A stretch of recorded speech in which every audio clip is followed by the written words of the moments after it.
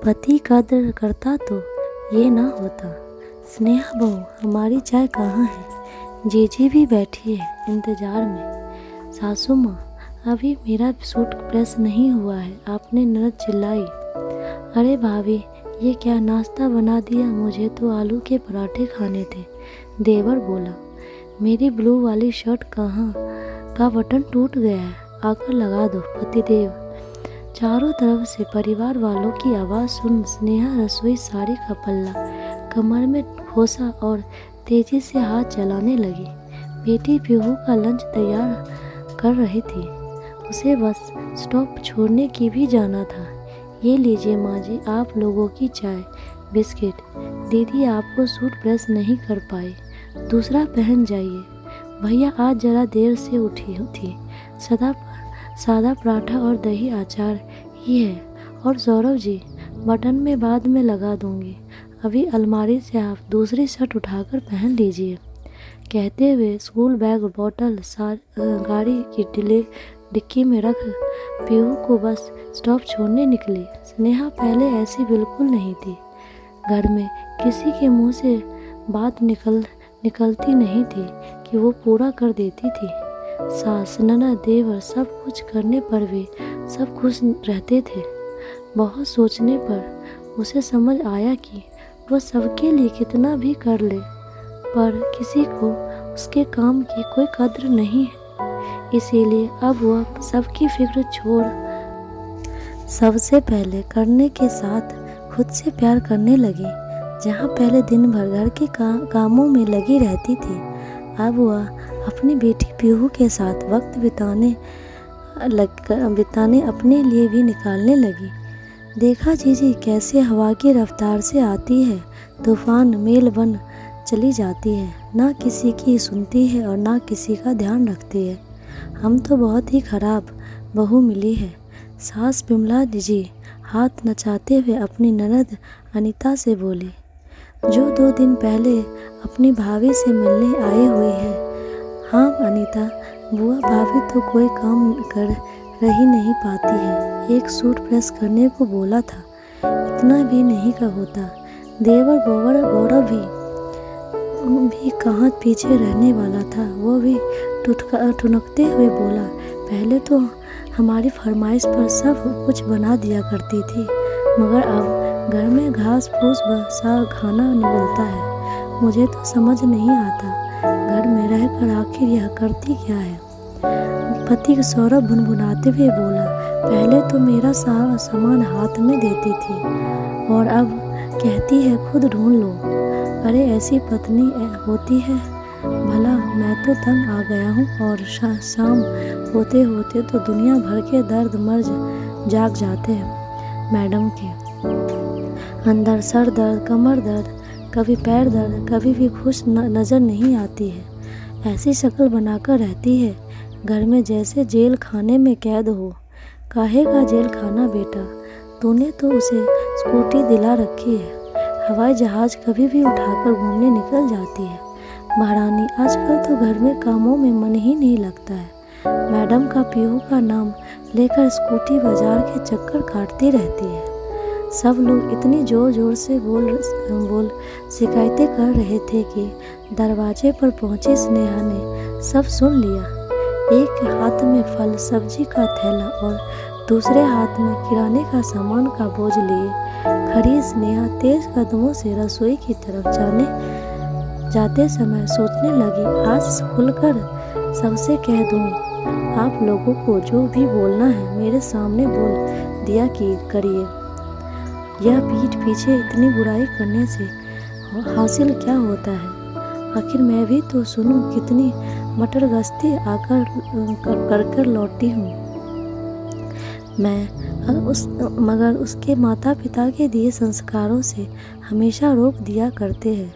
बेटा ससुराल में व्यवस्थित होने के लिए समय लगता है, मगर कितना समय? एक सवाल हमेशा उसके जहन में खड़ा रहता है, जिसका जवाब किसी के पास नहीं था।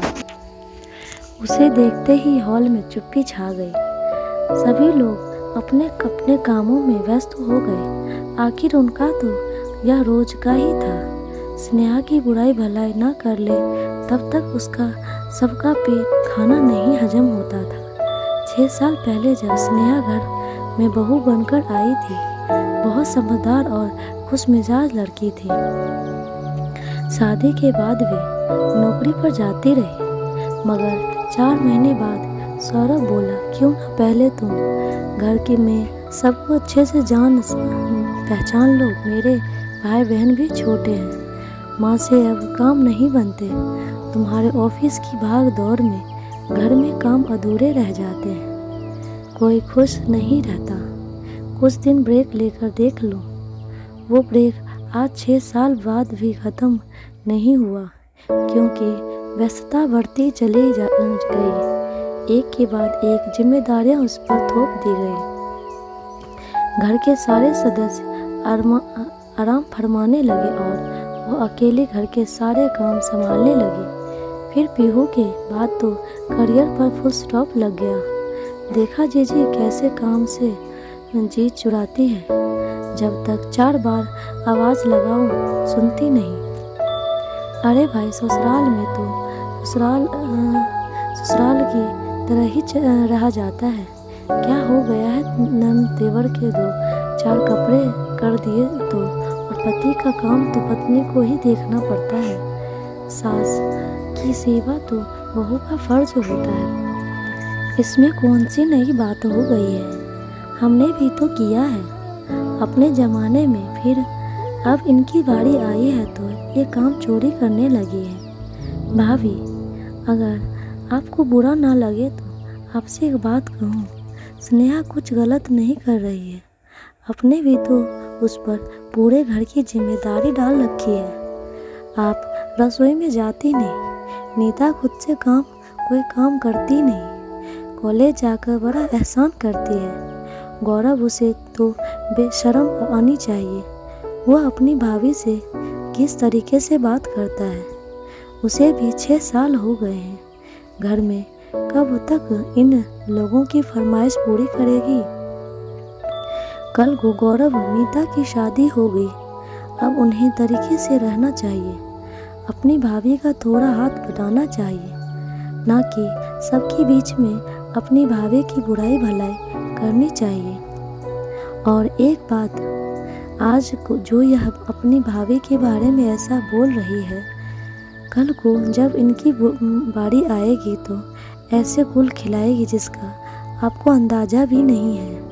रहने दो जीजी, मेरे दोनों बच्चे बहुत ही सीधे हैं।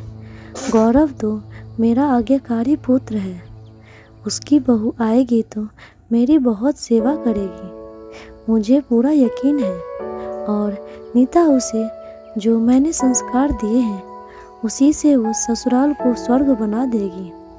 सरोते से सुपारी काटते हुए बिमला जी बोली, भाभी, अपनी भाभी की बात सुन। अनीता जी समझ गई, ऐसे ठसियल लोग किसी कोई परेशानी आसानी से नहीं समझते, इन्हें उदाहरण देकर ही समझाना पड़ेगा। बुआ के लाडले गौरव और नीता कमरे में मोबाइल गेम खेल रहे थे। दोनों को ही अपनी बुआ पर बड़ा यकीन था, इसीलिए दोनों अपने मन की हर बात अपनी प्यारी बुआ से शेयर करते थे। बुआ ने बड़े प्यार से दोनों की तरफ आम लस्सी का गिलास बढ़ाते हुए कहा, ये लो बच्चों, तुम्हारे लिए खास बनाई है।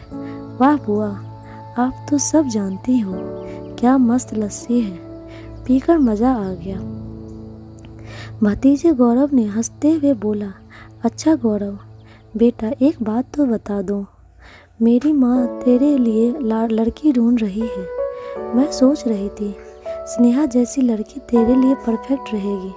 स्नेहा का नाम सुनते ही गौरव का मुंह बन गया। क्या बात करती हो बुआ, भाभी जैसी कभी नहीं।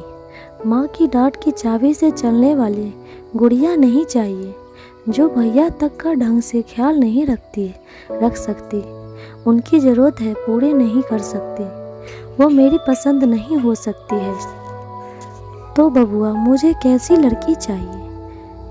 मेरी पत्नी तो एकदम स्मार्ट होगी, मैं जहाँ जाऊँ मेरे साथ वैसे ही रेडी होकर जाए, साड़ी वाड़ी में लिपटी ना रहे, वेस्टर्न ड्रेसेस धड़ल्ले से पहने, जॉब करे, मेरे कंधे से कंधा मिलाकर चले, अपनी डिसीजन खुद ले सके, किसी की गलत बात सुनकर ना चुप रहे, गलत के लिए खड़ी हो सके। You know, bold and beautiful.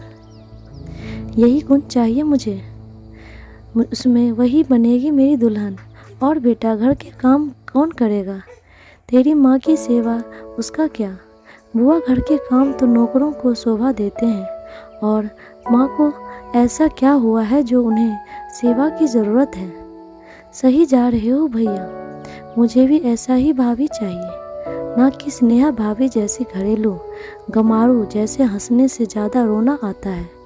दिन रात आंसू टपकाती रहती है। ठाका मार के दोनों भाई बहन हंस पड़े। बेटिया, तू गौरव की छोड़, कल को तेरे लिए भी एक तो लड़का ढूंढ दूंगी। अच्छा, घर में तेरी शादी कराऊंगी तो तेरी भाभी से 2-4 गुण ले लेना, ताकि ससुराल में सुख शांति बनी रहे। क्या बुआ, किससे टिप्स ले लूं? भाभी से पागल समझा है क्या? उनके जैसे अपनी पर्सनालिटी खोकर इस घर के रंग में रंगने के जैसे प्रयास मुझसे ना हो पाएंगे। दिन भर माँ उन पर हुक्म चलाती है। अगर एक बार भी मेरी सास ने ऐसा करने का प्रयास किया तो उसी दिन उसे सूटकेस बांध मायके आ जाऊंगी, साथ में अपना पति भी खचेड़ लाऊंगी। बहू बनूंगी घर में, किसी की जागीरदारी नहीं, जो जब चाहे जैसे चाहे मुझे चलाएगा। मैं अपने मन की मालिक हूँ, मुझे जैसा अच्छा लगेगा मैं तो वैसा ही करूँगी, किसी के कहे पर तो कभी नहीं कर चलूँगी। पर बेटा, लड़की को एडजस्ट करना पड़ता है। शादी सिर्फ पति पत्नी का रिश्ता नहीं होता, पूरा परिवार साथ लेकर चलना होता है। क्या बुआ, ये 1857 की बातें करती हो? मेरी शादी लड़के से हुई है, उसी से मतलब रखूंगी, ना कि उसके पूरे खानदान की सेवा चाकरी करती रहूंगी। अगर मेरी ससुराल में सास बनी नहीं तो पति को लेकर नया घर बसाऊंगी, सुख शांति से रहूंगी। इठलाते हुए नीता बोली, बड़े ही उच्च विचार है थे बेटा तुम दोनों के। लाओ यह खाली गिलास मुझे दे, मैं धुलने के लिए रख देती हूँ। तुम लोग आराम से अपनी वीडियो गेम खेलो। कहते हुए नीता बुआ कमरे से बाहर आ गई। अगले दिन भाभी, जब आज शाम को मेरे कुछ दोस्त आ रहे हैं, प्याज की कचौरी और इमली की चटनी बना लीजिएगा। कोल्ड ड्रिंक्स मैं बाज़ार से ले आऊँगा। और स्नेहा भाभी, आपने 2 दिन से मेरे कपड़े नहीं धोए, कल मेरे लिए पीला वाला सूट प्रेस करके रख दीजिएगा। मैं अपनी सहेली के घर पढ़ने जा रही हूँ। गौरव भैया, आप दोस्तों को किसी और दिन बुला लेना, कल पीहू का टेस्ट है, मेरे पास समय नहीं है। और नीता दीदी, आप भी अपना सूट खुद ही प्रेस कर लीजिएगा, शायद मुझे देर हो जाएगी। स्नेहा की बात सुन विमला जी बोली, बहू यह क्या बदतमीजी है, तुम्हें तो हर समय टालना होता है। गौरव, दोस्त आ रहे हैं, कुछ अच्छा तो बनाना ही पड़ेगा। नीता तुम्हारी ननद है, उसका थोड़ा काम कर दोगी तो घिस नहीं जाओगी। पास में बैठे सौरभ बोला, ऐसा भी क्या काम है, बच्चे बोल रहे हैं, कर दो। अपनी पत्नी की बात सुन स्नेहा बेबस सी खड़ी ही थी कि अनीता बुआ बोली, तुम सब लोगों को शर्म नहीं आती है? अपना सारा काम स्नेहा पर थोप देते हो, और उसे अपना और अपने बच्चे का भी ख्याल रखना है। क्या वो सारा दिन तुम लोगों की गुलामी करती रहे? और सौरभ, क्या बच्चे लगा रखा है? तेरे भाई बहन छोटे बच्चे नहीं हैं, बड़े हो गए, अब अपनी जिम्मेदारी स्वयं उठानी चाहिए। तब सौरभ बोला, बुआ जी, ये घर की बहू जो भी काम करती है वो गुलामी नहीं होती है, आखिर यह घर उसका भी है, काम तो काम ही है पर ही पड़ेगा। बेटा सौरभ, कहीं ना कहीं स्नेहा के ऐसी हालत की जिम्मेदार तुम ही हो, तुमने कभी उससे इज्जत दी ही नहीं, इसीलिए घर वाले भी उसकी कद्र नहीं करते। वैसे भी ससुराल में पति से ही पत्नी को कद्र होती है। पति कद्र करता है तो ये कभी ना होता।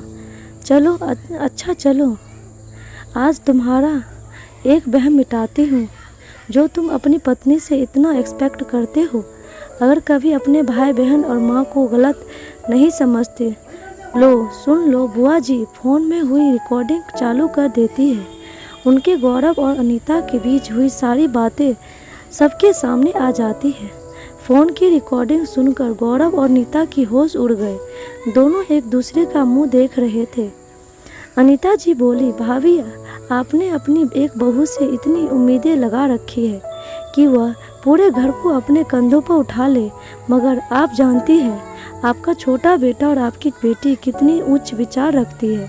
गौरव बहू लाएगा तो पहले अपने लिए, नीता की ससुराल में पटेगी तो रहेगी वरना अलग हो जाएगी। अब जरा सोचो कौन अच्छा है कौन बुरा। जो यह तुम्हारे स्नेहा बहू 6 साल से तुम लोगों को सहन कर रही है, अब बताओ ये गलत है या तुम। किसी के सामने बोलने को कुछ नहीं था। तब सौरभ को अपनी गलती का एहसास हुआ और वह बोला, मैं ही तुम्हारा गुनहगार हूँ। जब पति होकर तुम्हें नहीं मान सम्मान नहीं दिया तो फिर मैं छोटे भाई बहन कैसे देते। जिन लोगों के लिए मैंने तुम्हारी खुशियाँ और नौकरी दांव पर लगा दी, आज वह तुम्हें सिर्फ एक काम वाला समझ काम निकालते हैं, तुम पर हुक्म चलाते हैं जिसमें मेरी पूरी शय रहती है। मुझे बड़ा होने के नाते इन दोनों को समझाना चाहिए था कि भाभी समय पर तुम्हारा सहयोग देने के लिए है, ना कि सारा समय तुम्हारी गुलामी करने के लिए। नहीं, अब से गौरव और नीता अपना सारा काम खुद करेंगे, साथ में तुम्हारा हाथ बाजार के कामों में बटाएंगे, क्योंकि जल्द ही तुम अपनी नौकरी दोबारा शुरू करोगी। पीहू को देखने की जिम्मेदारी मेरी और माँ की होगी। स्नेहा अनीता बुआ को मन ही मन आभार प्रकट करती है। आशा करती हूँ कि यह रचना आपको ज़रूर पसंद आएगी। साथ में आप लाइक शेयर सब्सक्राइब ज़रूर कीजिएगा। धन्यवाद।